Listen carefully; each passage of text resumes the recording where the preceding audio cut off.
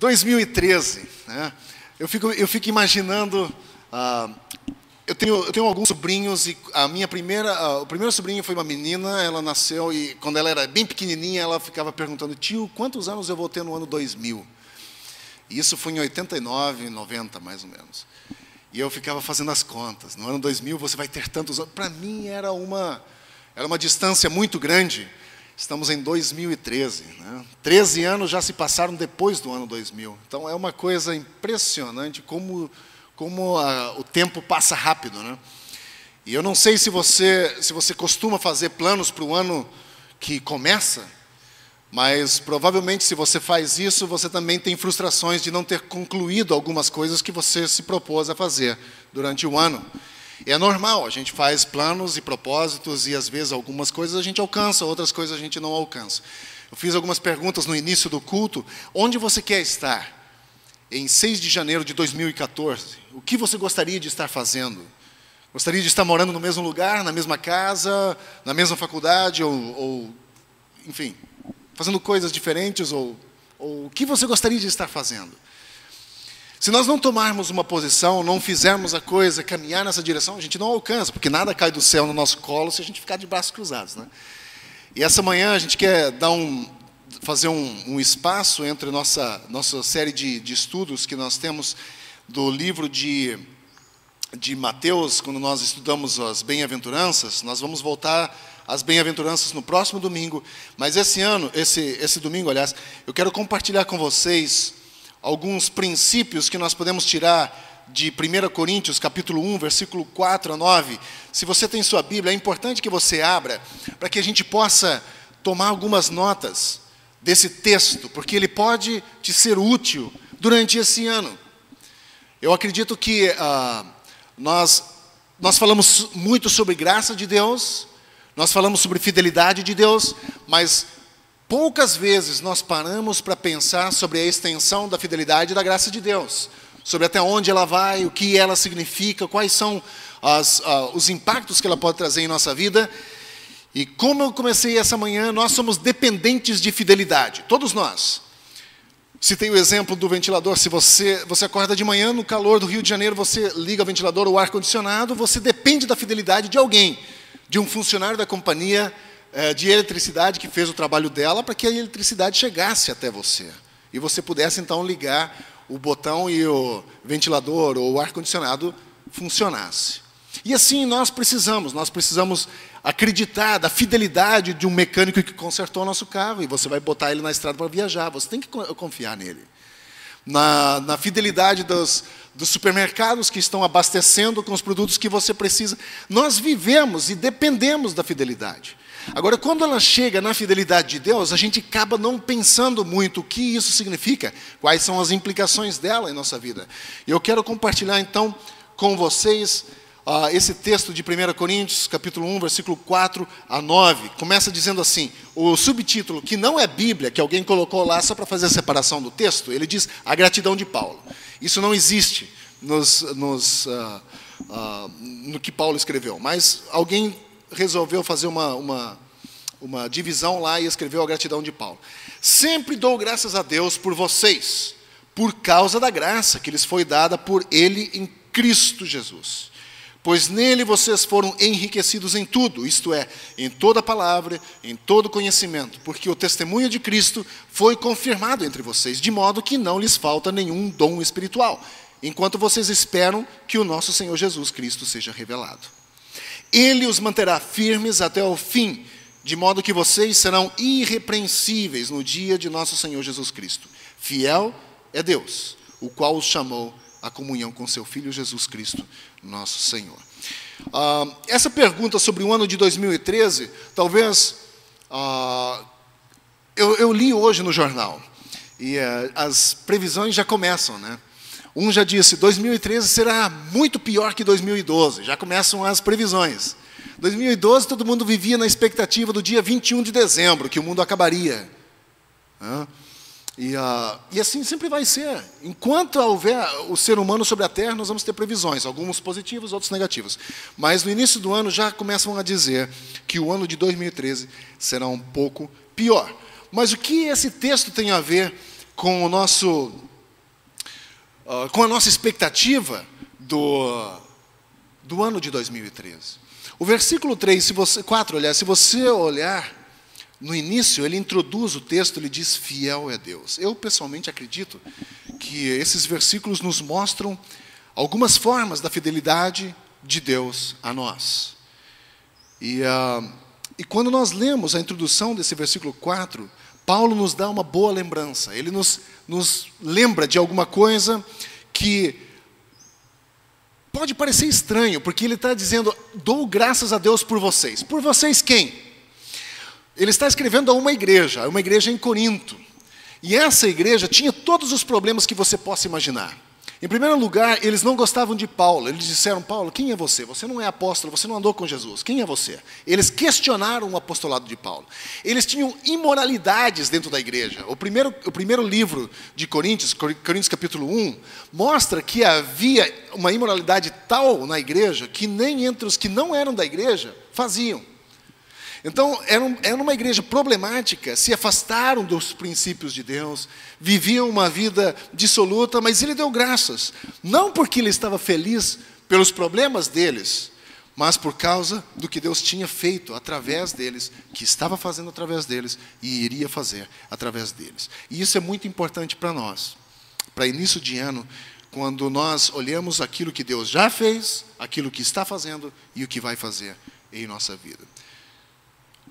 Talvez eu e você podemos concordar de que nem tudo que os outros cristãos fazem a gente acha certo, mas podemos ser gratos a Deus por aquilo que Deus está fazendo na vida deles, não é? Então isso é importante. Alguns princípios que a gente pode tirar desse texto.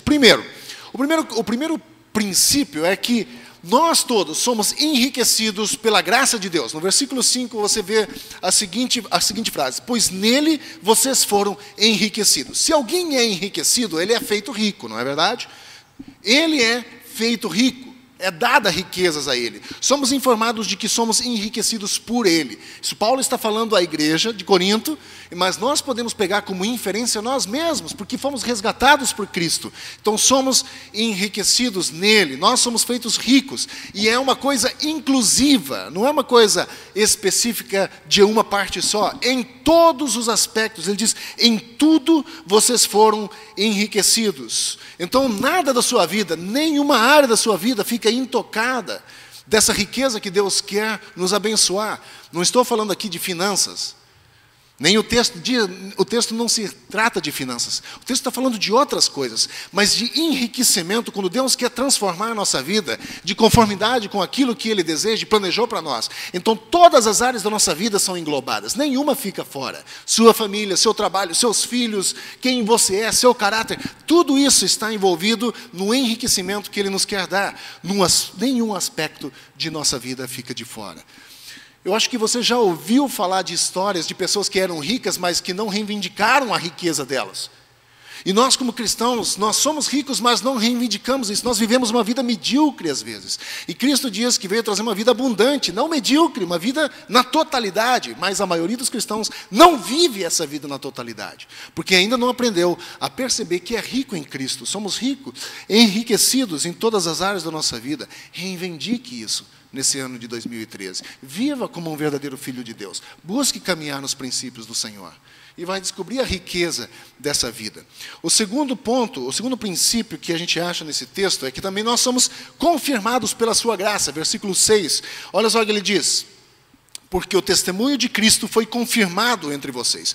Eu fui confirmado 2 vezes nessa vida. Primeira vez eu fui confirmado, eu era um bebê. Meus pais me levaram à frente da igreja onde nós frequentávamos. O pastor colocou a mão sobre a minha cabeça, orou, me abençoou. Eu fui confirmado pela fé dos meus pais. Meus pais professavam uma fé e me confirmaram com isso. Mas isso só mostra uma coisa, que apesar de ter sido confirmado, eu ainda não era salvo. Porque eu tinha sido confirmado pela fé de uma outra pessoa. A segunda vez que eu fui confirmado foi quando eu tinha 7 anos. Nós estávamos numa reunião de uma semana, que era bem comum naquela época. Havia um pregador, ele era cego, e eu lembro até hoje ele lendo aquela Bíblia em braille. E na última noite, quando ele pregou, eu entendi, aos 7 anos, a mensagem. Eu entendi. E quando ele fez o apelo, eu fui lá na frente.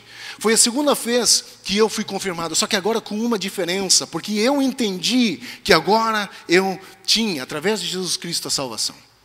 Quando eu me entreguei, claro que levou um processo dos 7 até os 19 anos para a coisa tomar volume, mas eu entendi aos 7 anos, e logo então eu fui aos 17 batizado por imersão, e aí eu posso perceber que da primeira vez eu fui confirmado por homens, por meus pais. Na segunda vez eu fui confirmado pela graça de Deus. A palavra confirmado significa resolvido, firme, sólido. Embora alguns duvidem da sua salvação de vez em quando, nós como cristãos podemos ter absoluta certeza da nossa salvação. De vez em quando bate aquela dúvida. Nós somos humanos, às vezes, puxa, será? Mas de repente o Espírito confirma em nossa vida a certeza de que se nós estamos em Cristo, somos nova criatura e temos então a certeza da salvação. Terceira coisa que Paulo ensina aos Coríntios está no versículo 7. Nós somos também presenteados pela graça de Deus. Versículo 7 mostra que, de modo que não nos falta, ou não lhes faltava aos Coríntios naquela época, nenhum dom espiritual. De modo que não lhes falta, foi dado tudo o que eles precisam. Estamos, eu e você, a comunidade cristã toda está aguardando a vinda do Senhor, mas nós não sabemos quando Ele virá. Nós não sabemos, a Bíblia diz que virá, mas nós sabemos quando. A única certeza é que Ele virá. Mas o que nós faremos até que Ele venha? A Bíblia ensina que nós devemos amar uns aos outros, não é verdade? É o que a Bíblia ensina. Então, até que Jesus venha, nós temos que amar uns aos outros. Devemos nos reunir. Hebreus diz, não nos deixe de reunir, como é costume de alguns. Devemos nos reunir? Sim, devemos nos reunir. Devemos celebrar a ceia do Senhor? Devemos, é um mandamento dele. Ele diz, viver uma vida piedosa? Sim, pelos princípios, regidos pelos princípios cristãos? Sim, devemos. Devemos ir a um mundo perdido com a mensagem da salvação? Sim, devemos. Mateus 28 diz, ide, fazer discípulos de todas as nações. Devemos fazer todas essas coisas. Mas todas essas coisas exigem um talento e habilidade que naturalmente eu e você não temos. Ou você acha que é natural você acordar no domingo de manhã, 9, tomar o seu café e vir para a igreja às 10 horas? É natural? Você tem vontade, naturalmente? Você não tem, eu não tenho. Você acha que é natural você tirar um tempo do seu dia e abrir a palavra do Senhor e ler a Bíblia, tirar dela princípios e tentar aplicar ela na sua vida diária, quando alguém fecha você no trânsito e ainda xinga você? Você acha que é natural você segurar a tua onda? Você buscar a paz? Não é natural. Então, as habilidades que nós precisamos não vêm de nós. Nós não poderíamos nos salvar. Precisamos de ajuda para viver a nossa vida cristã. Nós precisamos. Venho dizendo aqui várias vezes, se alguém pula na piscina e sem saber nadar, numa piscina extremamente funda, ele não pode agarrar sua cabeça e tentar se puxar, porque existe uma lei da física que diz que as duas forças que atuam se anulam. Você precisa de alguém de fora que puxa você para fora. Então, na vida cristã, para viver a vida cristã, eu preciso também da ajuda de Deus. Olha só como nós somos limitados. Até para isso, para ter fé em Deus, eu preciso, Deus me ajuda. Os discípulos de Cristo, Deus aumenta a nossa fé. Ensina a gente a orar. Como é que a gente faz? E é essa a nossa vida cristã. Nós precisamos da ajuda. As habilidades de se reunir, de amar uns aos outros, de participar da ceia, de viver uma vida piedosa, de ir a um mundo perdido com a mensagem da salvação. Nós não temos habilidade natural para fazer isso. Precisamos de ajuda. E o versículo 7 nos diz que a esse grupo de pessoas não faltou dom algum para viver essa vida cristã. Eles haviam recebido tudo o que eles precisavam, as habilidades que eles precisavam para viver a vida cristã, eles haviam recebido. Deus deu muitos dons espirituais para vocês. Deus deu para nós. Encontramos listas desses dons. Se você quiser checar isso em sua casa, quando você chegar lá, leia Efésios 4, Romanos 12, 1 Coríntios 12, e você vai encontrar uma lista de dons, e provavelmente em alguns deles você se encaixe.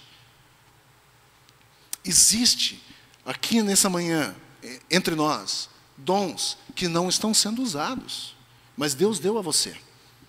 E por que Ele deu isso? Deus nos dá dons espirituais individuais para que nós possamos servir e edificar a igreja. O que é edificar a igreja? É abençoar a vida do meu irmão. Se eu tenho o dom de misericórdia, eu posso ir lá ajudar. Dom de oração, dom de administração, dom de pregação, dom de evangelismo. Todas essas coisas existem. Precisamos ir e fazer. Eu acredito que Deus dá aos indivíduos da igreja todos os dons necessários para que a gente complete a obra que Ele quer que a gente complete. Todos os dons. Precisamos descobrir onde eles estão. E quais são que você tem, onde você pode se encaixar. Isso é muito importante. Quarto princípio que Paulo mostra aqui é que nós somos também mantidos pela graça de Deus. Versículo 8 mostra isso. Ele os manterá firmes até o fim. Ele os manterá. O mesmo Deus que confirmou o seu testemunho neles, aquele Deus que o apóstolo Paulo diz, Jesus Cristo confirmou o testemunho em vocês, esse mesmo Jesus manterá você. Se você teve já um encontro com Cristo, foi porque Cristo confirmou o testemunho em você. E esse mesmo Cristo manterá você. Aquilo que o apóstolo Paulo diz, eu não estou pronto ainda, eu estou com uma placa no meu peito dizendo em obras. A partir do momento em que eu entrego a minha vida a Cristo, Deus começa a trabalhar em mim e só vai terminar no dia que a minha vida tiver um fim. Em todos os momentos eu estou sendo moldado, trabalhado e mudado em algumas áreas. Existem arestas que precisam ser alisadas. E Deus vai me levando, e através dessas levadas, desse caminhar, eu aprendo quem Deus é, quem eu sou, as minhas falibilidades, as minhas fraquezas, as áreas onde eu sou mais forte. Eu vou me conhecendo e vou também conhecendo a Deus. E Cristo confirmou também o testemunho, Ele o manterá, continuará a confirmar e a manter até o fim. A palavra manter significa estabelecer, confirmar. E ele diz, na continuação do versículo, até aquele dia, até o fim, de modo que vocês serão irrepreensíveis no dia de nosso Senhor Jesus Cristo. Irrepreensível significa sem repreensão, ou aquele que não precisa ser repreendido, sem culpa. Então, num dia nós vamos chegar lá. Nós não estamos assim ainda, mas um dia vamos, sem culpa, estar diante de Deus. Não porque nós fizemos alguma coisa de bom, mas porque Deus foi fiel em sua graça e estabelece a gente dessa forma. Em último lugar, no versículo 9, quando Paulo conclui, ele diz que, por causa dessa graça de Deus, Ele nos inclui em sua família. Fiel é Deus, o qual os chamou à comunhão com o seu Filho Jesus Cristo, nosso Senhor. Ele nos chamou, Ele nos incluiu. Não fomos nós, Ele nos trouxe. Você já deve ter ouvido a palavra, eu aceitei a Jesus. Você não aceita nada. Nós somos recebidos por Cristo. Nós nos rendemos a Cristo e Ele nos recebe, Ele nos aceita. Nós não temos esse poder de, eu aceito ou eu não aceito, mas olha só, note que Deus nos chamou à comunhão com Ele. Fiel é Deus, o qual os chamou à comunhão com seu Filho Cristo Jesus. Ele nos chamou. Comunhão é parceria. Você que é casado, você tem parceria, não é verdade? E você, por causa dessa parceria, você tem comunhão. Se você não tivesse parceria, você não teria comunhão. E há uma unidade que toma lugar e que nos une. Alguma vez você já pensou da seguinte forma? Que o Senhor Jesus é o seu parceiro, não no sentido ruim da palavra, como a gente usa aqui no Rio, mas é parceiro, como se fosse uma coisa normal. Mas a questão aqui é de ter comunhão. Você alguma vez já pensou em Jesus como teu parceiro?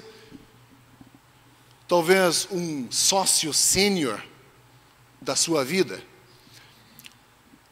Onde você vai, lá Ele está. O que você disser, Ele está lá. O que você tenta realizar, Ele também está lá.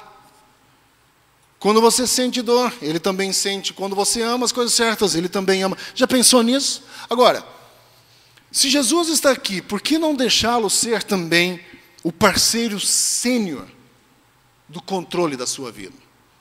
Porque pode ser que onde você vá, Jesus está levando você. Pode ser que o que você disser, Ele está falando através de você. Pode ser que o que você tenta realizar para a glória dEle, Ele tem feito através de você. E quando você ama, Ele ama através de você. Já pensou nisso?